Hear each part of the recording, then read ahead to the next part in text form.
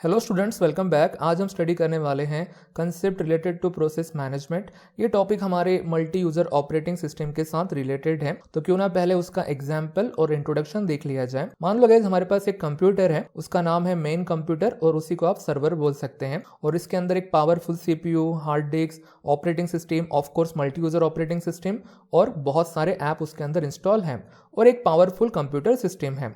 अगर इस computer system को साइमल्टेनियसली बहुत सारे यूज़र अगर एक्सेस करते हैं सेम टाइम के ऊपर, तो गाइज उसी को बोलते हैं मल्टी यूज़र ऑपरेटिंग सिस्टम। आप यहाँ पे देख सकते हैं कि मैंने यहाँ पे n यूज़र बनाया है। बहुत सारे यूज़र हो सकते हैं और वो डिपेंड करता है ऑपरेटिंग सिस्टम के साथ कि इसके कितने यूज़र होंगे।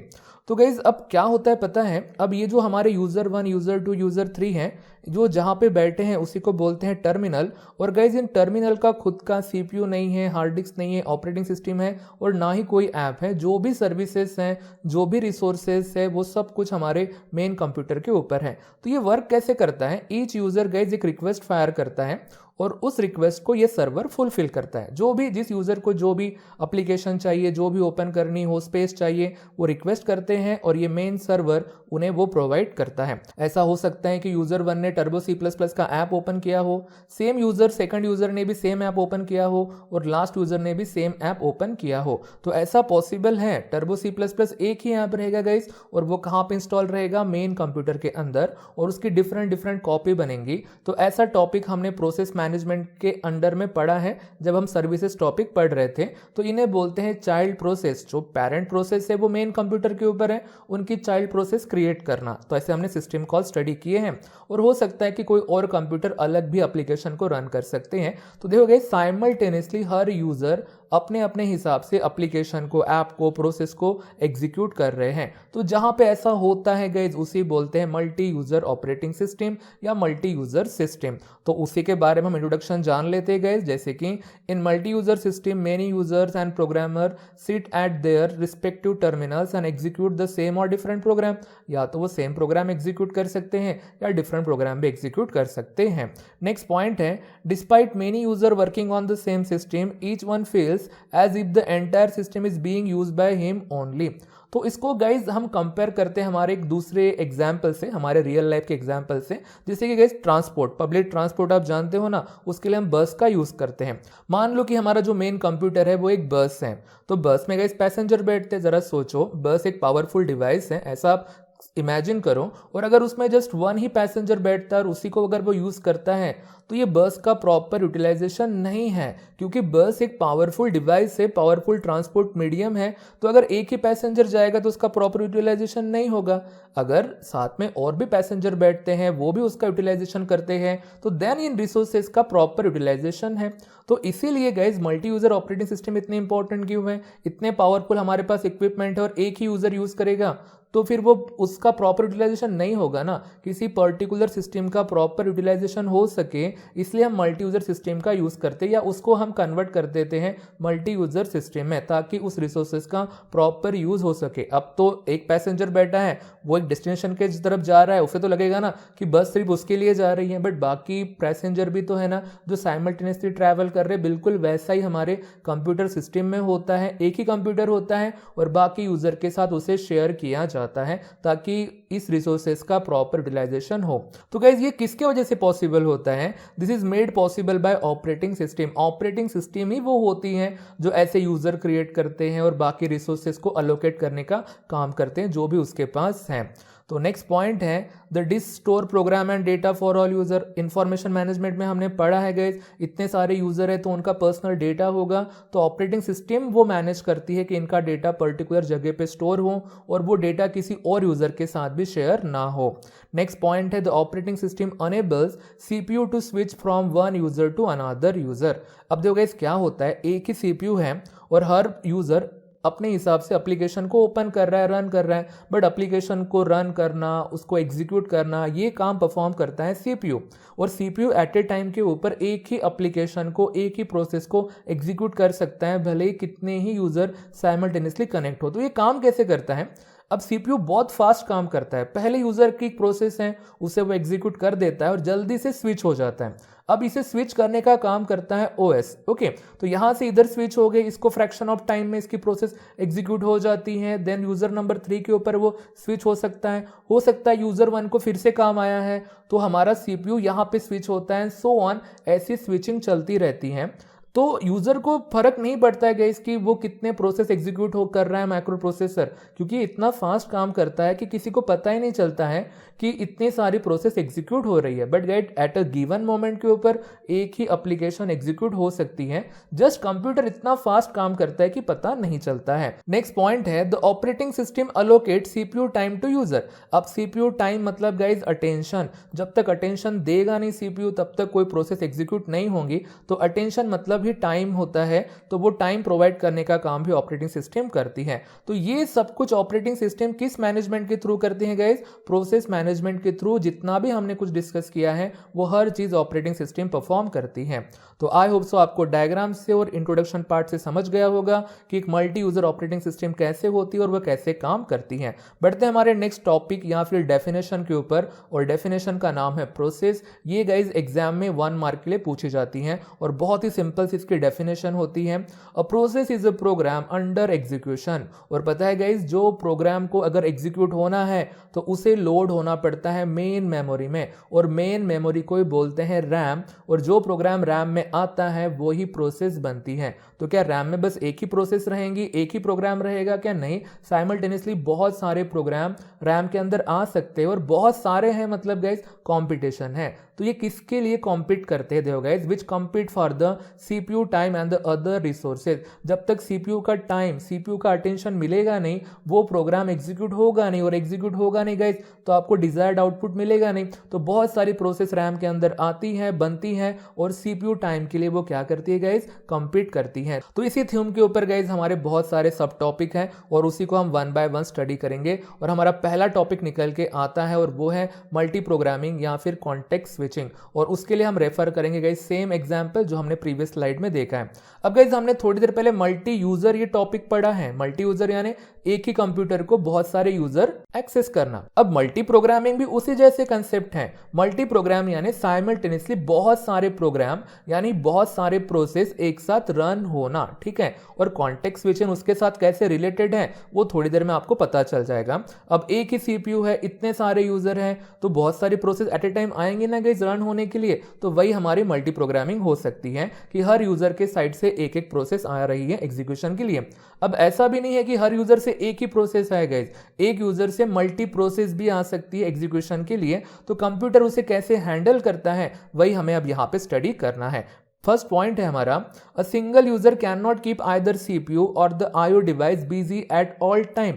इमेजिन करो बस वाला एग्जांपल गाइस, एक ही पैसेंजर और पूरी बस को यूज कर रहा है ट्रैवल करने के लिए, तो क्या उस बस का वो प्रॉपर यूटिलाइजेशन है क्या? और क्या वो पूरे रिसोर्सेस एक ही पर्सन यूज कर पाएगा? वो एक ही सीट हैंडल करेगा ना गाइस बैठने के लिए, पूरे इतनी सारी सीट तो हमारी वेस्टेज चली जाएंगी। यानी अल्टीमेटली पूरे बस का प्रॉपर यूटिलाइजेशन एक यूजर तो, एक पैसेंजर तो नहीं कर सकता है ना। वैसे ये पावरफुल हमारा कंप्यूटर सिस्टम है गाइस, एक सिंगल यूजर कितना बिजी रखेगा, उसकी जो भी रिक्वेस्ट होंगी, जो भी प्रोसेस होंगी, फ्रैक्शन ऑफ सेकंड में एग्जीक्यूट हो जाएंगी, दैट्स इट। तो बाकी टाइम हमारा सीपीयू, बाकी रिसोर्सेस क्या करेंगे गाइस, वो आइडियल कंडीशन में चले जाएंगे। अगर उसका प्रॉपर यूज हम करना चाहते हैं इस पावरफुल रिसोर्सेस का, तो क्यों ना इसे मल्टी यूजर ऑपरेटिंग सिस्टम बनाया जाए, ताकि हमारा कंप्यूटर हमेशा कुछ ना कुछ यानी ही गाइस सीपीयू कुछ ना कुछ एग्जीक्यूट करते रहें।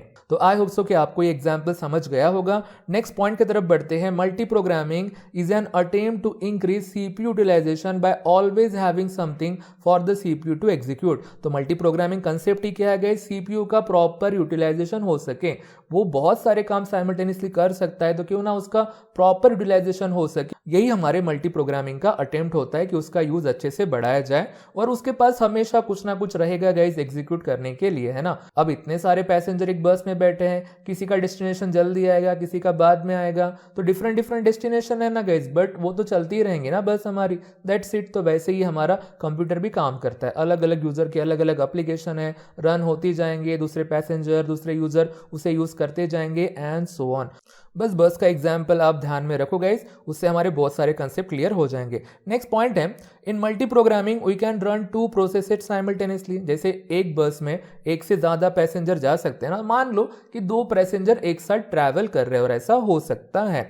तो ये काम कैसे करता है वो हम देखेंगे। If process 1 wait for input output, CPU execute process 2 and vice versa. अगर आप बस में एंटर कर रहे हो तो आपको टिकट लगेंगी ना गाइस। तो सपोज पहले पैसेंजर ने टिकट निकाल ली है, ठीक है, और अब वो आराम से बैठेगा और डेस्टिनेशन का वेट करेगा जब तक वो पहुंचेगा नहीं तब तक, तो उसे हम बोलेंगे इनपुट आउटपुट इवेंट। उसने टिकट निकाल ली है गाइस और अभी वो वेट कर रहा है कहाँ पे, डेस्टिनेशन पे पहुंचने के लिए। मीनवाइल सीपीयू उसी पैसेंजर के पास रहेगा क्या? अब हम सीपीयू को कंपेयर करेंगे कंडक्टर से, क्या कंडक्टर उसी के पास खड़े रहेगा कि नहीं? उसने टिकट दे दी, उसका एग्जीक्यूशन हो गया है, अब वो वेट कर रहा है फाइनल रिजल्ट का, दैट्स इट। तो उसी टाइम पे वो कंडक्टर क्या करेगा, नेक्स्ट पैसेंजर की तरफ जा सकता है ना गाइस, तो वो सीपीयू एग्जीक्यूट प्रोसेस 2 वो स्विच करेगा दूसरे पैसेंजर की तरफ, उसको उसकी वो टिकट वगैरह निकालेगा एंड सो ऑन, ऐसे चलता रहेगा। दूसरे से तीसरे, तीसरे से पहले भी आ सकता है, हो सकता है जो पैसेंजर 1 या हमारा प्रोसेस 1 है उसको कंडक्टर से कुछ और काम हो सकता है कुछ इंफॉर्मेशन चाहिए होंगी कि वो कब आने वाला है डेस्टिनेशन एंड सो ऑन, तो वो उसके तरफ सीपीयू का अटेंशन फिर से वापस जा सकता है गाइस, है ना। तो ऐसा ही स्विचिंग चलते रहता है। आई होप सो कि आपको एग्जांपल से समझ गया होगा कि साइमल्टेनियसली कैसे चीजें हैंडल हो रही है गाइस। और एग्जांपल चाहिए तो आप होटल का एग्जांपल ले सकते हैं। एक वेटर है, उसने पहले यूजर का ऑर्डर लिया है, ओके, और उसने ऑर्डर पास कर दिया है किचन रूम में, तो वहां पे उसका ऑर्डर प्रिपेयर हो रहा है, अल्टीमेटली वो वेट कर रहा है उसके इनपुट आउटपुट ऑपरेशन का। तो वो दूसरे यूजर का भी तो ऑर्डर ले सकता है ना, that's it guys, that's a process 2। फिर से यूजर 1 के ऊपर वापस आ सकता है, सो ऑन, ऐसे चलते रह सकता है गाइस। तो हमारे कंप्यूटर सिस्टम में ऐसा ही होता है। साइमल्टेनियसली कितनी भी प्रोसेस क्यों ना है, सीपीयू हर प्रोसेस को छोटा छोटा टाइम देते रहता है जब तक उसका पूरा काम पूरी तरीके से वो एग्जीक्यूट नहीं हो जाता है। आई होप सो आपको सेकंड एग्जांपल से भी समझ गया होगा। नेक्स्ट पॉइंट है, that is CPU can not remain idle as long as there is some process to execute. यानी कि सीपीयू एक हमारा पावरफुल डिवाइस है तो वो आइडल कंडीशन में नहीं रहेगा, उसके पास हमेशा कुछ ना कुछ प्रोसेस रहेंगी एग्जीक्यूट होने के लिए। सो आई होप सो गाइस आपको इतना कुछ समझ गया होगा। तो इसी से हमारी पहली डेफिनेशन निकल के आती है और वो है कॉन्टेक्स्ट स्विचिंग की। जरा देखो गाइस डेफिनेशन कैसी है। There would be some time lost in turning attention from process 1 to process 2. It is called as a context switching. आप दोनों एग्जाम्पल साइमल्टेनियसली कंसीडर कर सकते हैं, हमारे कंडक्टर का भी कर सकते हैं और वेटर का भी कर सकते हैं। कंडक्टर एक पैसेंजर से दूसरे पैसेंजर तक जा रहा है गाइस, है ना, उसका अटेंशन फर्स्ट से सेकंड पर्सन की तरफ जा रहा है। एक पैसेंजर से दूसरे पैसेंजर जाने के लिए जो टाइम थोड़ा सा वेस्ट होगा गाइस, लॉस्ट होगा, उसी को बोलते हैं कॉन्टेक्स्ट स्विचिंग। वेटर एक कस्टमर से दूसरे कस्टमर तक जा रहे हैं गाइस, तो वो जाने के लिए कुछ ना कुछ तो टाइम लगेगा ना, उसी लॉस्ट टाइम को बोलते हैं कॉन्टेक्स्ट स्विचिंग, या फिर उस जस्ट अटेंशन स्विचिंग को ही बोलते हैं context switching. Okay, I hope so आपको एग्जांपल से समझ गया होगा। कंप्यूटर में ऐसा ही होता है, थोड़े देर के टाइम के लिए गाइस हमारा सीपीयू आइडियल कंडीशन में चला जाता है। वो थोड़ा देर मतलब गाइस सेकंड भी नहीं है, फ्रैक्शन ऑफ सेकंड के लिए, वो थोड़ी देर के लिए वो आइडियल कंडीशन में चला जाता है। आई होप सो आपको ये समझ गया होगा। क्यों ना नेक्स्ट स्लाइड में इसे एग्जांपल से समझे। मान लो गाइस हमारे पास एक प्रोसेस है जो रन होना चाहती है, प्रोसेस का नाम ही हमने प्रोसेस 1 रखा है। अब प्रोसेस को रन करने का काम, एग्जीक्यूट करने का काम कौन करता है? सीपीयू करता है। और ये प्रोसेस एग्जीक्यूट हो रही है।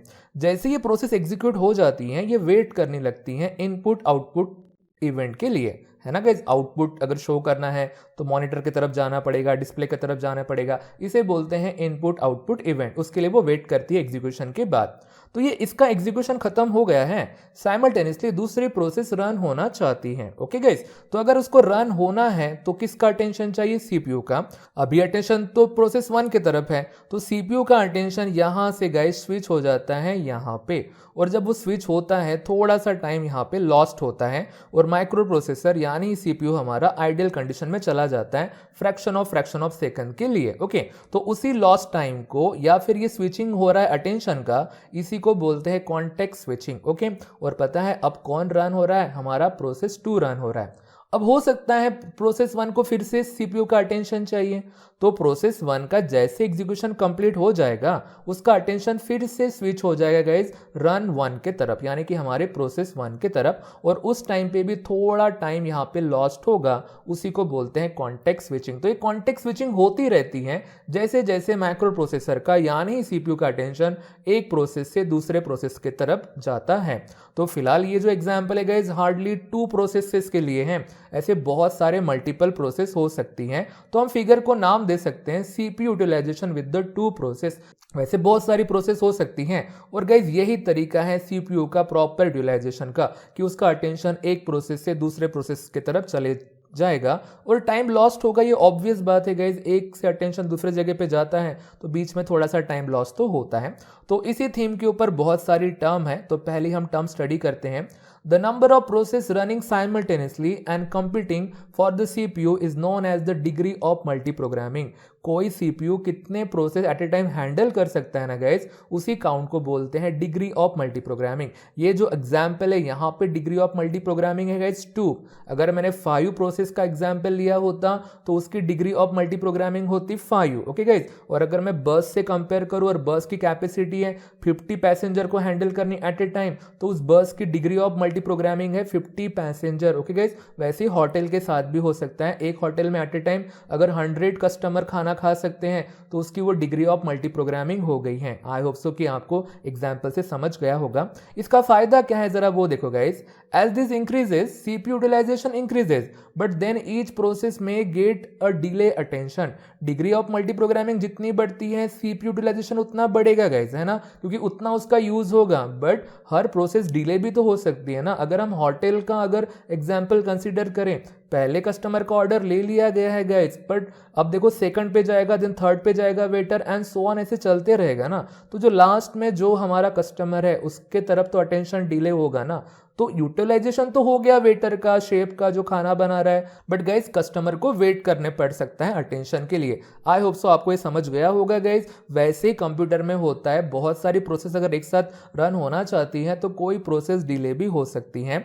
तो इसी थीम का यूज करके गाइज हम डेफिनेशन बनाएंगे कॉन्टेक्स्ट स्विचिंग की। अब एग्जाम में क्वेश्चन आता है मल्टी प्रोग्रामिंग आए या कॉन्टेक्स्ट स्विचिंग आए, आप स्टार्टिंग से लिख सकते हो उनके आंसर वगैरह, दोनों एक दूसरे से रिलेटेड है गाइज। आपको अब तक तो समझ ही गया होगा, तो क्यों ना इसकी प्रॉपर डेफिनेशन देखी जाए। Context switching stand for turning attention of CPU from one process to another process. Previous slide में भी देखा था गाइज, वही है। अटेंशन बोलो या जो टाइम लॉस्ट होता है उसे भी आप कॉन्टेक्स्ट स्विचिंग बोल सकते हैं। नेक्स्ट पॉइंट है, while context switching the memory content of the old process are stored somewhere, otherwise restarting this process would be impossible, है ना, क्योंकि प्रोसेस 1 के तरफ भी वापस आना पड़ सकता है। आप डायग्राम के ऊपर समझ सकते हैं। तो उस टाइम पे उस प्रोसेस की क्या स्टेट थी उसे कहीं ना कहीं पे आपको स्टोर करके रखना पड़ता है। और ये टॉपिक हमने गाइस पेपर 2 में पढ़ा था, है ना। प्रोग्राम का फ्लो चेंज होता है तो प्रीवियस प्रोसेस और प्रोसेस को आप कंपेयर करोगे इंस्ट्रक्शन से, तो वो इंस्ट्रक्शन का एड्रेस हम स्टैक के अंदर स्टोर करते थे, है ना। तो वही चीज गाइज यहाँ पे है कि जो ओल्ड प्रोसेस है जो पहले एग्जीक्यूट हो रही थी उसे क्यों ना किसी मेमोरी लोकेशन पे स्टोर करके रखा जाए, वो पर्टिकुलर लोकेशन गाइज स्टैक होता है। नेक्स्ट पॉइंट है the status of the CPU register and pointer to memory are stored in specific memory area called register save area. Then CPU start executing another process। जैसे ही उसका backup लिया जाता है, program counter का backup हो, बाकी register का backup हो, वो स्टैक में लिया जाता है और देन उसका अटेंशन गाइज नेक्स्ट प्रोसेस की तरफ जाता है। आप इसे अगेन कंपेयर कर सकते हैं गाइज हमारे होटल वाले एग्जाम्पल से। वेटर ने आपका ऑर्डर लिया है गाइज, है ना, एक कागज के ऊपर उसने लिखा है, तो वो कागज के ऊपर दूसरा ऑर्डर थोड़ी लेगा ना गाइज, वो उस पेज को पलटाएगा नोटपैड का और देन नेक्स्ट पर्सन का वहां पे ऑर्डर लिया जाएगा, है ना गाइज। वैसे ये हमारा टॉपिक है कि ओल्ड प्रोसेस का बैकअप लेके रखना पड़ता है क्योंकि वापस वहां पे कभी भी आना पड़ सकता है। नेक्स्ट पॉइंट है, both the processes are in the main memory even after the context switch, है ना। भले ही अटेंशन गाइज एक प्रोसेस से दूसरे प्रोसेस तक चला गया होगा, बट वो जो दोनों प्रोसेस है वो अभी भी हमारे रैम में ही यानी मेन मेमोरी में रहती हैं, भले ही सीपीयू का अटेंशन दूसरे प्रोसेस की तरफ चला गया होगा। मेन मेमोरी में रहना जरूरी है, जो मेन मेमोरी में रहेगा वही एग्जीक्यूट होगा। होटल के बाहर चले जाओगे तो वो आपका ऑर्डर थोड़ी लेने वाले हैं गाइज, आप तो चले गए, आपको वहीं पे बैठ के रहना पड़ेगा, तभी आपका ऑर्डर सक्सेसफुली एग्जीक्यूट होगा। नेक्स्ट पॉइंट है, after some time the old process is scheduled again and CPU execute it from where it had left from, है ना। अटेंशन वापस आ सकता है हमारे प्रोसेस 1 की तरफ, तो जहां से उसको छोड़ा गया था, तो कंप्यूटर कैसे पता चलेगा कि कहां से हमने उसको छोड़ दिया था। उसका पूरा backup guys register save area में यानी स्टैक में वगैरह लेके रखा गया है, तभी जाके कंप्यूटर को पता चलता है कि कहां से उसको फिर से शुरुआत करनी है। सो लास्ट पॉइंट है guys, the time lost in context switching is very low. अब ऐसा क्यों होता है, क्योंकि माइक्रो प्रोसेसर गाइज 1 सेकंड में लाखों प्रोसेस भी एग्जीक्यूट कर सकता है। तो किसी प्रोसेस को नहीं लगता है गाइज कि वो डिले हो रही है, क्योंकि वो इतना फास्ट काम करता है, एग्जीक्यूशन का टाइम भी बहुत कम होता है गाइज। बाकी इवेंट के लिए कंप्यूटर वेट करते रहता है, इनपुट इवेंट हो, आउटपुट इवेंट हो, उसको टाइम लगता है ना। वेटर को ऑर्डर लेने के लिए टाइम लगेगा ही, क्यों है कि नहीं, इसलिए कॉन्टेक्स्ट स्विचिंग वेरी लो होती है। एग्जीक्यूशन के लिए, जब आउटपुट के लिए, वहां पे टाइम आपको लग सकता है। आई होप सो आपको ये टॉपिक समझा होगा गाइज। एग्जाम में आता है मल्टी प्रोग्रामिंग आए या कॉन्टेक्स्ट स्विचिंग आए, दोनों के आंसर आपको सेम ही लिखने हैं। बढ़ते हैं हमारे नेक्स्ट टॉपिक के तरफ, और टॉपिक का नाम है गाइज प्रोसेस स्टेट। ओके, अब गाइज इतनी सारी प्रोसेस साइमल्टेनियसली रन हो रही है और ऑपरेटिंग सिस्टम को उन्हें मैनेज करना है, तो उसको मैनेज करने के लिए प्रोसेस स्टेट का यूज होता है। तो वही हम टॉपिक अब पढ़ते हैं, और ये क्वेश्चन भी गाइज एग्जाम में 3 मार्क्स के लिए आता है। देखो, in order to manage switching between processes, operating system define 3 basic process state, और 3 ही स्टेट होती है guys, running, ready and block. Okay, और तीनों स्टेट को गाइज आपको एक्सप्लेन करना पड़ता है 1-1 मार्क के लिए। तो क्यों ना एग्जाम्पल कंसीडर कर लिया जाए गाइज। एक एक्स नाम की प्रोसेस है, उसे हम प्रोसेस 1 बोलेंगे। कुछ भी टास्क हो सकता है, और माइक्रो प्रोसेसर इसे एग्जीक्यूट कर रहा है। माइक्रो प्रोसेसर यानी गाइज सीपीयू, यानी सीपीयू का अटेंशन यहाँ पे है, और मान लो गाइज कि इसके अंदर 2+3 ये प्रोसेस एग्जीक्यूट हो रही है, यानी एक टास्क है। इतना तो आप समझ सकते हैं। अब इसे एग्जीक्यूट करने के बाद गाइज एक रिजल्ट जनरेट होगा ना। क्या रिजल्ट जनरेट होगा? 5 रिजल्ट जनरेट होगा। बट वो रिजल्ट जनरेट करने के लिए इसे एग्जीक्यूट तो होना पड़ेगा ना। तो माइक्रो प्रोसेसर बहुत पावरफुल डिवाइस है, उसमें कोई डाउट नहीं है, बट एट ए टाइम बस वो एक ही प्रोसेस को एग्जीक्यूट कर सकता है, और जो रनिंग प्रोसेस है उस गिवन मोमेंट के ऊपर वो एग्जीक्यूट हो रही है, उसी को बोलते हैं रनिंग प्रोसेस, और उसी स्टेट को बोलते हैं रनिंग स्टेट। तो वही पहले हम पॉइंट लिखेंगे गाइस यहाँ पे, CPU can execute only 1 process at a given moment, this process is term as a running process. जो प्रोसेस रन हो रही है, एग्जीक्यूट हो रही है एक पर्टिकुलर मोमेंट के ऊपर, उसी प्रोसेस को बोलते हैं गाइज रनिंग प्रोसेस, या उसी स्टेट को बोलते हैं running state. I hope so आपको ये समझ गया होगा। और जैसे ही गाइज ये एग्जीक्यूट हो जाती है, अब एग्जीक्यूट हुआ, रिजल्ट 5 आया है गाइज, बट 5 ये रिजल्ट शो करने का काम सीपीयू का नहीं होता है। किसका होता है? स्क्रीन का होता है, डिस्प्ले का होता है। सो गाइज जैसे ही ये प्रोसेस एग्जीक्यूट हो जाती है, मान लो हमारे पास एक दूसरी प्रोसेस है जिसका नाम है y, तो सीपीयू का अटेंशन इस प्रोसेस के तरफ चले जाता है ना। देखो यहां से उसका अटेंशन यहां पे चला गया है, और अब ये ऐसा क्यों हुआ है? क्योंकि हमारी पहली प्रोसेस वेट कर रही है इनपुट आउटपुट इवेंट के लिए। यानी गाइस समझ रहे हो ना आप कि अभी आंसर डिस्प्ले होना बाकी है, और मीनवाइल सीपीयू अब यहीं पे थोड़ी रहेगा ना। अब उसने उसका काम कर लिया एग्जीक्यूशन का, 2+3 का आंसर 5 हुआ है, बट उसे शो करने का काम अब किसे करना है? आउटपुट डिवाइस को। तो ये प्रोसेस वेट कर रही है, और मीनवाइल सीपीयू अब क्या करेगा गाइस? प्रोसेस 2 को एग्जीक्यूट करेगा। इसमें कोई भी टास्क वगैरह हो सकता है। तो अब देखो गाइस, जो प्रोसेस एग्जीक्यूट हो चुकी है और वो अगर वो वेट कर रही है किसी और पर्पस के लिए, तो सीपीयू फिर से वहां पे नहीं जा सकता है। तो जो प्रोसेस वेट करती हैं उसे बोलते हैं block. When process is waiting for an external event such as an input output operation, the process is said to be a block state. Okay, इसको समझना होगा गाइस। तो बस वाला एग्जांपल लो, कंडक्टर ने आपकी टिकट निकाल ली है। ओके, अब वो आप वेट कर रहे हो ना डेस्टिनेशन तक पहुंचने तक, तो अब फिर से सीपीयू आपके पास थोड़ी आएगा गाइस कि फिर से टिकट निकालो करके। आप अभी ब्लॉक स्टेट में चले गए हैं। ब्लॉक का मीनिंग होता है कि वो फिर से एग्जीक्यूट नहीं हो सकता है, क्योंकि वो ऑलरेडी एग्जीक्यूट हो गया है। तो जो प्रोसेस ऑलरेडी एग्जीक्यूटेड हो गई है उसे ही बोलते हैं ब्लॉक प्रोसेस। ओके, बट फिर भी आप कहेंगे सर वापस अटेंशन तो आता है। हाँ, आ सकता है ना, उसे दूसरा कुछ काम होगा, 2+3 हो गया है, कुछ और कैलकुलेशन होगा, कुछ और इन्फो पूछनी होंगी उसे, तो फिर से सीपीयू का अटेंशन यहाँ पे आ सकता है गाइज। ओके, तो ब्लॉक मतलब हमेशा के लिए ब्लॉक नहीं है, जो वेट कर रही है अभी उसका दूसरा कुछ काम चल रहा है तो उसे बोलते हैं ब्लॉक। तो अब देखो गाइज, रनिंग प्रोसेस कौन सी हमारी? अब प्रोसेस 2 है। अब अगेन एक प्रोसेस हो सकती है गाइज, और उसका नाम है प्रोसेस 3, यानी हमारी ये Z नाम की प्रोसेस है। अब देखो गाइज, ना ये प्रोसेस इनपुट आउटपुट का वेट कर रही है, ना ही सीपीयू का अटेंशन यहां पे है, ओके, बट सीपीयू का अटेंशन यहां पे आ सकता है, आया तो नहीं है ना। तो ऐसे स्टेट को बोलते हैं ready state. A process which is not waiting for external event such as input output operation and which is not running is said to be ready state. समझ रहे हो गाइज, जो प्रोसेस एग्जीक्यूट हुई नहीं है, जिस पैसेंजर की ticket अभी निकाली ही नहीं गई है और ना ही कंडक्टर वहां तक पहुंचा है, बट उसके पास वो आएगा ना गाइज कभी ना कभी, तो उसी प्रोसेस को बोलते हैं रेडी स्टेट, ओके, जो इनपुट आउटपुट ऑपरेशन का वेट नहीं कर रही है। इनपुट आउटपुट ऑपरेशन का वेट कब करती है कोई प्रोसेस? जब वो एग्जीक्यूट हो चुकी होंगी तब। तो ये एग्जीक्यूट हुई नहीं है, ना जो प्रोसेस ब्लॉक है, ना जो रन हो रही है, फ्यूचर में रन हो सकती है, उसी को बोलते हैं ready process. I hope so आपको ये तीनों पॉइंट समझ गए होंगे गाइज। एग्जाम में एग्जैक्टली ऐसे ही पॉइंट लिखने पड़ते हैं, आपको इनपुट आउटपुट ऑपरेशन ये वर्डिंग का यूज करना पड़ता है, कौन वेट कर रहा है और कौन एग्जीक्यूट हो रहा है, ये सब कुछ आपको बताना पड़ता है। कुछ एक्स्ट्रा पॉइंट है और ऑब्वियस पॉइंट है गाइज, आपको पढ़ के भी समझ जाएगा। A block process cannot be scheduled even if CPU is free, whereas ready process can be scheduled if CPU is free. Block का मीनिंग समझाना, वो एग्जीक्यूट हो चुकी और वेट कर रही हैं, जो वेट कर रही है उसके ऊपर सीपीयू फिर से नहीं जाता है, और रेडी प्रोसेस तो ऑलरेडी वो रन होने के लिए रेडी है, इसलिए वो वहां तक जा सकती हैं। तो आई होप सो कि आपको ये भी पॉइंट समझ गया होगा। तो गाइज, अगर ये लिखना है पॉइंट तो आप लिख सकते हैं, अदरवाइज आपको 3 मार्क इसी 3 पॉइंट के ऊपर मिल जाएंगे। बढ़ते हैं हमारे नेक्स्ट टॉपिक की तरफ गाइज, और टॉपिक का नाम है प्रोसेस शेड्यूलिंग। शेड्यूल का मीनिंग मेरे ख्याल से आप समझ सकते हो गाइज। देखो, अब इतनी सारी साइमल्टेनियसली प्रोसेस हो रही है, आ रही है, तो उसे शेड्यूल में लगाना पड़ेगा ना गाइज, तभी वो प्रॉपर तरीके से एग्जीक्यूट होंगी। तो एक प्रॉपर शेड्यूल बनाते हैं प्रोसेसेस का हमारे ऑपरेटिंग सिस्टम, ऑफ कोर्स हमारा प्रोसेस मैनेजमेंट। जब शेड्यूलिंग की जाती है तो कुछ ऑब्जेक्टिव कंसीडर किए जाते हैं कि ये आउटकम हमको मिलना चाहिए, तो उसी के बारे में हम स्टडी करने वाले हैं। While scheduling various processes, operating system has to choose a set of objectives to be achieved.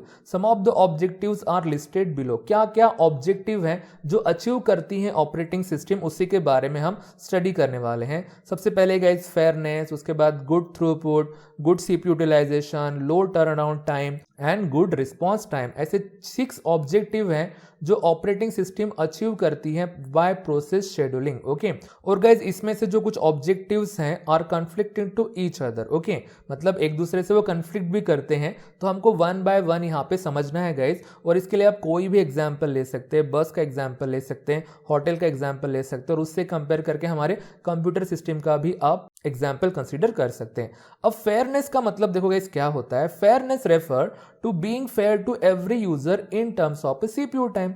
अब इतनी सारी प्रोसेस साइमल्टेनियसली एग्जीक्यूट होने के लिए आ रही हैं, तो सीपीयू का अटेंशन मिलना चाहिए ना। जब तक अटेंशन मिलेगा नहीं तब तक वो एग्जीक्यूट होंगी नहीं। आप इसको कंपेयर करो हमारे गाइस होटल वाले एग्जांपल से। जब तक वेटर का अटेंशन आपके तरफ पहुंचेगा नहीं, आपका ऑर्डर एग्जीक्यूट कैसे होगा ना गाइस। वैसे ही तो वेटर ने हर यूजर के तरफ जाना चाहिए। वेटर यहाँ पे हमारा आप सीपीयू का टाइम समझ लो, जब तक वो जाएगा नहीं तब तक वो आएगा नहीं। अगर 50 कस्टमर है और वो सिर्फ 2-3 कस्टमर की तरफ ही ध्यान दे रहा है, तो बाकी कस्टमर तो वेट ही करते रहेंगे ना। तो उसी को बोलते हैं गाइस फेयरनेस, यानी कि हर यूजर को टाइम मिलना चाहिए ताकि वो एग्जीक्यूट हो सके। नेक्स्ट है guys throughput, refer to the total productive work done by the all the user put together. अब थ्रूपुट मतलब गाइस हमारा फाइनल आउटपुट है ना। अब वो बिजनेस है तो वो पैसा कमा रहे हैं ना, हर यूजर से कितना आपको पैसा मिल रहा है, तो सभी यूजर का कलेक्शन करके जो आपको फाइनल जो पैसा मिला है उसी को आप थ्रूपुट बोल सकते हैं। तो वर्क डन जो होता है ना गाइस, वही हमारा थ्रूपुट होता है। इतने सारे यूजर हमारे प्रोसेस फायर कर रहे हैं, तो क्या आउटकम निकला है, माइक्रो प्रोसेसर का कितना यूटिलाइजेशन हुआ है, क्या प्रोडक्टिव वर्क हो गया है, उसी को बोलते हैं थ्रूपुट, यानी फाइनल आउटकम गाइस, जो भी हमारा बिजनेस हुआ है उसको कंपेयर करके। नेक्स्ट पॉइंट है CPU utilisation is the fraction of the time that the CPU is busy. देखो गाइस, सीपीयू बहुत फास्ट काम करता है, फ्रैक्शन ऑफ सेकंड में प्रोसेस एग्जीक्यूट हो जाती है ना, तो उसी को बोलते हैं सीपीयू यूटिलाइजेशन, कि वो कितने टाइम के लिए बिजी रहा। गाइस, वो जो वेटर आपके पास आ रहा है वो हमेशा के लिए आपके पास नहीं रहने वाला है, थोड़ी देर रहेगा, आपका ऑर्डर लेगा और आगे चला जाएगा, है ना गाइस।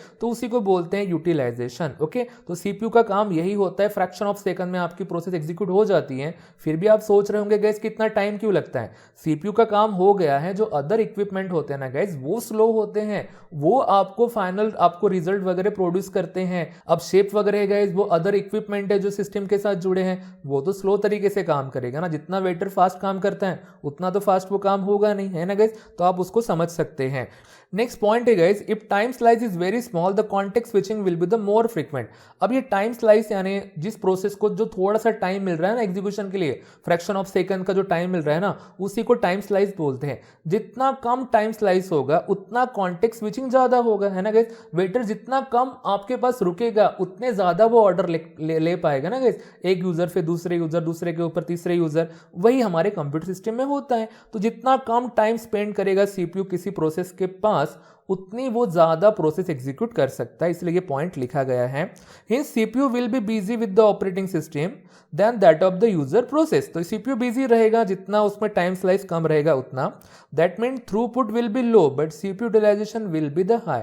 अब वेटर कितना भी ऑर्डर ले लेगा, उसने 100 ऑर्डर भी क्यों लिए नहीं होंगे, फाइनल जो एग्जीक्यूशन का काम है वो तो करने वाला है शेप ना। ऑर्डर ज्यादा ले लिए मतलब सीपीयू यूटिलाइजेशन हो गया, बट फाइनल प्रोडक्ट, फाइनल आपको जो पैसा मिलने वाला है, डिशेस प्रिपेयर होने वाली है, वो हमारा थ्रूपुट है, वो तो लो रहेगा ना गाइस। तो इसलिए सो गाइस ये सीपीयू यूटिलाइजेशन के साथ कुछ टर्म वगैरह जोड़ी है, तो अगर आपको लिखना रहा तो आप ये भी चीजें लिख सकते हैं। बढ़ते हैं हमारे नेक्स्ट ऑब्जेक्टिव की तरफ, और ऑब्जेक्टिव का नाम है turnaround time is the elapsed time between the time of program और job is submitted and the time when it is completed, है ना गाइस। अब प्रोसेस है, उसने कुछ रिक्वेस्ट की है रिसोर्सेस के लिए, तो वो रिसोर्सेस को कब मिलती हैं और वो कब कंप्लीट होता है और उसमें कितना टाइम जाता है, उसी को बोलते हैं turn around time. Again hotel वाले एग्जाम्पल से कंपेयर करो, आपने ऑर्डर दिया है, वो ऑर्डर कितने टाइम में प्रिपेयर होके आता है गाइस, जितना टाइम उसे प्रिपेयर होने के लिए लग रहा है गाइस, उसी को बोलते हैं टर्न ऑन टाइम। यानी कि time elapse between the time of program, आपने जो ऑर्डर और जो प्लेस किया है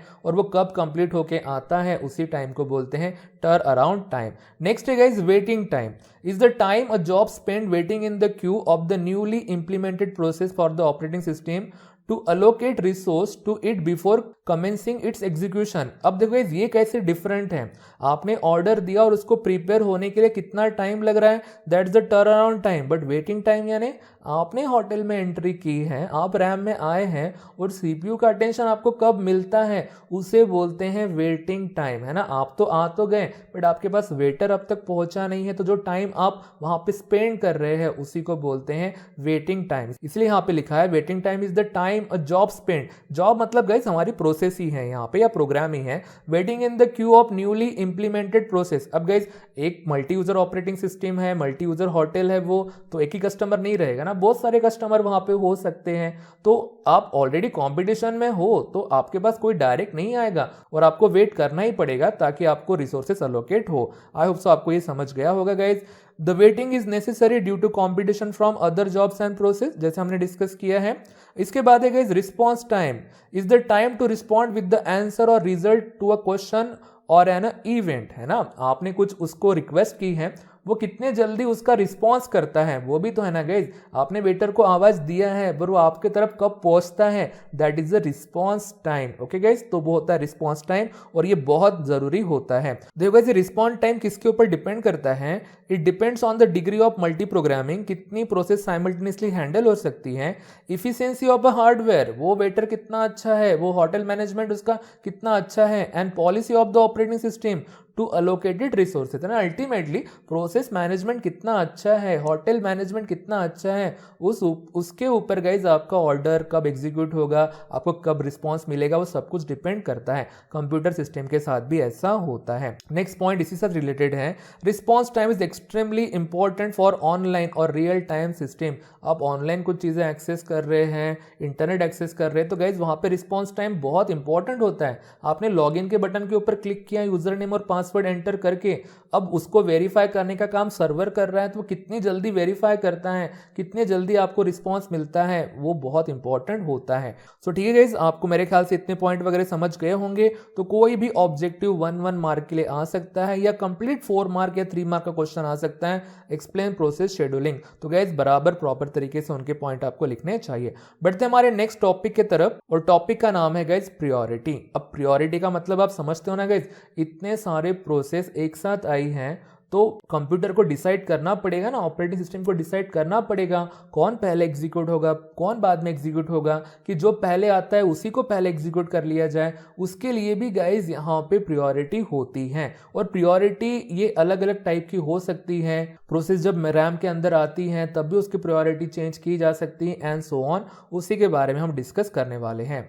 The concept of priority is important since many processes are competing to each other for resources like CPU time and memory. Memory यानी RAM guys, CPU time मतलब उसका attention। अब एक साथ इतने सारे आते हैं तो priority order आपको सेट करना ही पड़ेगा। The priority can be global, external बोलते हैं उसे, या local, internal बोलते हैं। और ये क्वेश्चन भी गाइस 3 to 4 मार्क्स के लिए आता है। एक्सप्लेन ग्लोबल, लोकल और एक priority गाइस परचेस priority करके और एक टाइम स्लाइस करके वाला कंसेप्ट है, ऐसा मिलके 4 मार्क का क्वेश्चन आता है। तो एक एक हम एक्सप्लेन करेंगे गाइस। सबसे पहले है ग्लोबल प्रायोरिटी यानी एक्सटर्नल प्रायोरिटी, और इसमें पहला पॉइंट बहुत इंपॉर्टेंट है और वो आपको लिखना है। The external priority specified by the user externally at the time of initiating a process. User ही बताता है कि उसको कितनी जल्दी है, उस प्रोसेस को कितने जल्दी माइक्रो प्रोसेसर ने एग्जीक्यूट करना चाहिए और ऑपरेटिंग सिस्टम ने कैसे उसे टाइम देना चाहिए, वो यूजर ही बताता है। तो यूजर जो स्पेसिफाई करते हैं प्रायोरिटी उसी को बोलते हैं ग्लोबल प्रायोरिटी या एक्सटर्नल प्रायोरिटी। नहीं कि गाइस आपने ऑर्डर दिया तो वेटर को बोलोगे ना जल्दी करो करके, है ना, और अगर आपने कुछ नहीं बोला तो जो उनकी पॉलिसी होंगी कितना टाइम लगना चाहिए, कब कैसा होना चाहिए, वो डिसाइड करेगा waiter and hotel management. Guys आप उनको रिक्वेस्ट कर सकते हैं ना, वेटर को बोल सकते हैं कि मुझे यहाँ से 5 मिनट्स में मेरी कोई ट्रेन है, बस है, वॉटेवर है, मुझे जाना है जल्दी, तो आप उसे बोल सकते हैं कि जल्दी करो करके ऑर्डर प्लेस करने के लिए। वैसे ही गाइस कंप्यूटर के साथ भी होता है, आप भी प्रायोरिटी स्पेसिफाई कर सकते हैं। नेक्स्ट पॉइंट है even during execution it can be change. आपने ऑर्डर दे दिया पर आप फिर भी उनको बाद में ऑर्डर देने के बाद भी बोल सकते हैं कि थोड़ा जल्दी करो करके कि मुझे कहीं पे जाना है, इसलिए यहाँ पे पॉइंट लिखा है even during execution it can be change guys. Task manager का यूज करके भी आप प्रायोरिटी वगैरह चेंज कर सकते हैं। If user does not specify priority then default priority is assign. अगर आपने कुछ नहीं कहा तो उन्हें को लगेगा कि आपके पास बहुत टाइम है और उनके हिसाब से वो गाइस ऑर्डर आपका प्लेस करेंगे। For urgent jobs high priority can be assign. आपको मेरे ख्याल से इतना तो समझ गया होगा, तो ये पॉइंट भी आपको लिखना है। सो गाइस बढ़ते हैं हमारे नेक्स्ट प्रायोरिटी की तरफ, और प्रायोरिटी है इंटरनल प्रायोरिटी। और इसमें भी गाइस पहला पॉइंट बहुत इंपॉर्टेंट है। एक्सटर्नल प्रायोरिटी अगर यूजर सेट करती है तो इंटरनल प्रायोरिटी सेट करती है guys operating itself. Okay, operating system ने इंटरनली जो प्रायोरिटी सेट की है, जो भी उनकी पॉलिसी होंगी उस हिसाब से जो की है ना गाइज, उसी को बोलते हैं इंटरनल प्रायोरिटी। उसके बारे में डिस्कस करते हैं। The internal priority is based on the calculation of current state of process. उसकी क्या कंडीशन है प्रोसेस की, क्या उन्हें जल्दी है या नहीं है, प्रोसेस की साइज कितनी है, सो ऑन, उसके हिसाब से गाइज उसकी प्रायोरिटी सेट की जाती हैं। और देखो गाइज कैसे की जाती हैं। For example each user while firing a process can be forced to also specify the expected time that process is likely take for completion. User खुद बताता है कि उसे भी समझता है कि कितना टाइम लग सकता है, उस हिसाब से ऑपरेटिंग सिस्टम डिसाइड कर लेती है कि इस प्रोसेस को इतना टाइम लग सकता है, पर इसका भी वो कैलकुलेशन करती है। And the operating system can then set the internal priority which is highest for the shortest job. जिस प्रोसेस की साइज छोटी है और उसे कम से कम टाइम लगता है, भले ही वो बाद में आई हो गाइस, पहले भी कुछ प्रोसेस फायर हो चुकी हैं बट ये बाद में आई हैं, बट इसको लगने वाला टाइम कम है, तो ऑपरेटिंग सिस्टम इंटरनली उसकी प्रायोरिटी हाईएस्ट कर देता है और उसे वो एग्जीक्यूट कर देता है। गाइज इसे आप अगेन होटल वाले एग्जांपल से कंपेयर कर सकते हैं। 3-4 कस्टमर है, 2 कस्टमर का ऑर्डर खाने का है गाइज, तीसरा कस्टमर आता है और उसे सिर्फ चाय चाहिए। ओके, तो चाय एक छोटा जॉब है ना गाइज, तो उसको वेट नहीं करना पड़ेगा ना कि पहले दोनों कस्टमर का खाना बन जाए और देन हम चाय बनाएंगे, ऐसा तो नहीं ना। चाय बनाना एक छोटा सा जॉब है होटल वाले के लिए, तो वो जल्दी से चाय लेके आ जाएगा और उसका काम हो गया। तो इसे इंटरनल प्रायोरिटी बोलते हैं। वो ऑपरेटिंग सिस्टम खुद ही डिसाइड कर सकती है, और वो कब होता है गाइज, शॉर्टेस्ट जॉब के लिए हाईएस्ट होती है, उनके ऑर्डर जल्दी प्लेस किए जाते हैं। आई होप सो आपको ये समझा होगा। नेक्स्ट इसी से पॉइंट हमारे रिलेटेड है, बढ़ते हैं हमारे नेक्स्ट स्लाइड की तरफ। Here we get 2 advantages. इससे 2 फायदे हैं। one shortest job are finished faster and second at any given time number of process computing CPU will decreases। छोटे छोटे जॉब जल्दी जल्दी कंप्लीट हो जाते, उतने कस्टमर जल्दी जल्दी कम होते जाएंगे, नए कस्टमर आते जाएंगे, दैट्स इट गाइस। और जो नंबर ऑफ प्रोसेसेस हैं वो कम रहेंगी ना गाइस, है कि नहीं। और जो सीपीयू के अटेंशन के लिए जो कंपटीशन में लगे हैं प्रोसेस वो कम रहते जाएंगे, दैट्स इट गाइस। ये इसका एक फायदा है, बट इसका एक डिसएडवांटेजेस भी है। Small jobs keeps coming on, large jobs में सफर फ्रॉम इनडिफिनाइट पोस्टपोनमेंट। वो पोस्टपोन्ड होते जाएगा ना पहले वाले का ऑर्डर, अगर चाय वाले ही ऑर्डर आते जाएंगे। सपोज 3 है तो ठीक है गाइज, हम कंसीडर कर सकते हैं एक पर्सन का ऑर्डर। अगर चाय वाले और 50 ऑर्डर आ जाए तो पहले वाले का तो खाना बहुत डिले हो जाएगा ना। तो इसका ये भी एक डिसएडवांटेजेस है कि जो हमारे लार्ज जॉब्स है गाइज वो सफर कर सकती हैं पोस्टपोनमेंट से, ठीक है गाइज। आई होप सो कि इस एग्जांपल से आपको समझ गया होगा। This can be avoided by setting external high priority to those important large jobs. इसलिए तो गाइज प्रायोरिटी वो यूजर भी डिसाइड कर सकता है ना, वो बोल सकता है कि मुझे जल्दी है, मेरा ऑर्डर पहले प्लेस किया जाए, तो ये अवॉइड भी किया जा सकता है और ऐसा होता भी है। सो गाइज जो ऑपरेटिंग सिस्टम में वर्क कैसे करती है, दोनों को मिला के वर्क करती है। The operating system calculate the resultant priority based on both external and the internal priority, है ना। होटल मैनेजमेंट है, यूजर की रिक्वेस्ट है, दोनों मिला के वो बराबर हमारे ऑपरेटिंग सिस्टम, होटल मैनेजमेंट सब कुछ गाइज डिसाइड करता है। आई होप सो गाइज आपको ये दोनों एग्जांपल से सब कुछ समझ गया होगा। बढ़ते हमारे नेक्स्ट प्रायोरिटी की तरफ गाइज, और वो होती है purchase priority. Okay, internal external तो होती है, एक परचेज प्रायोरिटी होती है। परचेज समझ रहे हो ना गाइस, पैसा दे के भी आप प्रायोरिटी खरीद सकते हैं, और ऐसा होता भी है, उसे प्रीमियम सर्विसेज बोलते हैं गाइस, है ना। कुछ फ्री सर्विसेज रहती है, लिमिटेड रिसोर्सेस आपको मिलते हैं। वैसे ही गाइस अगर आप प्रीमियम सर्विसेज परचेज करते हैं तो आपको अलग अलग फीचर मिलते हैं। ऐसा हमारे इसके साथ होता है। इंटरनेट की स्पीड भी हमारे वन ऑफ द एग्जाम्पल है गाइस। ओके, तो चलो उसी के बारे में डिस्कस करते हैं हम। The commercial data centers where each user pays for the time use, normally higher priority process are charged at higher rate to prevent each user from the firing his job at highest priority is known as the purchase priority। पैसा देके priority guys खरीदी जाती है, ऐसा होता है, उसे बोलते हैं प्रीमियम सर्विसेज। अगर सब फ्री सर्विसेज हैं तो हर यूज करेंगे ना गाइस, तो कंपनी क्या करती है, डेटा सेंटर क्या करती है, इंटरनेट के कनेक्शन की स्पीड के हिसाब से अलग अलग गाइस उनके रेट होते हैं, है ना। तो उन्हीं को बोलते हैं कमर्शियल डेटा सेंटर। ऐसी ऑपरेटिंग सिस्टम भी होती हैं जो आपसे पैसा लेके भी आपका काम जल्दी से फास्ट कर सकती हैं, तो गाइस वो कमर्शियल डेटा सेंटर होते हैं। Some operating systems do not operate on the concept of the priority, but instead they have the fixed time slice for the each process। तो गाइज ये वाला क्वेश्चन भी एग्जाम में आता है। परचेज प्रायोरिटी वाला गाइज एक ही पॉइंट है, वो खत्म हो चुका है, और अब हम स्टडी करने वाले हैं टाइम स्लाइस के बारे में। जो fraction of time her user को दिया जाता है गाइज उसी को बोलते हैं टाइम स्लाइस। तो उसी की डेफिनेशन पूछते हैं। It's a small portion of time given to each user to execute process. CPU time, जो छोटा सा पोर्शन दिया जाता है सीपीयू टाइम का गाइज, उसी को बोलते हैं टाइम स्लाइस। और गाइज ये हमारा 4th सब क्वेश्चन है जो इन्हीं के साथ पूछा जाता है, कभी एग्जाम में आए तो आपको उसे एक्सप्लेन करना आना चाहिए, ठीक है गाइज। आई होप सो आपको ये भी टॉपिक समझ गया होगा। बढ़ते हमारे नेक्स्ट टॉपिक की तरफ, और टॉपिक का नाम है गाइज मल्टीटास्किंग। ओके, अब देखो क्या क्या हो चुका है अब तक। मल्टी यूजर समझ गए होंगे आपको, एक साथ ज्यादा यूजर। मल्टी प्रोग्रामिंग यानी एक साथ ज्यादा प्रोग्राम्स। ओके, और अब है गाइज मल्टीटास्किंग। अब एक प्रोग्राम के अंदर गाइज मल्टीपल टास्क हो सकते हैं और उसी को बोलते हैं मल्टीटास्किंग। तो 1 by 1 पॉइंट स्टडी करते हैं। A task can be define as an asynchronous code path within a process. Process यानी प्रोग्राम समझ लो गाइज। आपको एडिशन ऑफ 2 नंबर्स का प्रोग्राम आता है गाइज, उसमें 3 टास्क होते हैं, रीडिंग टास्क, कैलकुलेशन वाला टास्क और डिस्प्ले वाला टास्क, है ना। और वो एक साथ थोड़ी रन होते हैं ना गाइज, 1 by 1 वो एग्जीक्यूट होते हैं, इसलिए उसको बोलते हैं अनसिंक्रोनाइज कोड बोलते हैं टास्क को, ठीक है, क्योंकि उन्हें अलग अलग रन किया जा सकता है ना गाइज, इसलिए। तो उसी के बारे में हमें स्टडी करनी है। A process can consist of multiple task which can run simultaneously. एक ही इसमें होती है, रन हो सकते हैं, बट आपको पता है साइमल्टेनियसली नहीं होता है, 1 by 1 होता है, बट वो अलग अलग हो सकते हैं, इसलिए इसको साइमल्टेनियसली वर्ड यहाँ पे यूज किया गया है। In the same way that a multi user operating system support multiple process at the same time. जैसे एक कंप्यूटर को अलग अलग यूजर यूजर एट ए टाइम यूज कर सकते हैं ना, वैसे ही एक प्रोग्राम के अंदर बहुत सारे टास्क हो सकते हैं और वो सीपीयू को रिक्वेस्ट कर सकते हैं एग्जीक्यूट होने के लिए। नेक्स्ट पॉइंट है the multiple task should be able to run concurrently within a process. वो एक साथ ही रन होते गए, अब वो इतना फास्ट होते कि हमें लगता है कॉन्करेंटली हो रहा है, बट वो वन बाय वन ही होते हैं। Multitasking allows programmer flexibility and improve CPU utilisation.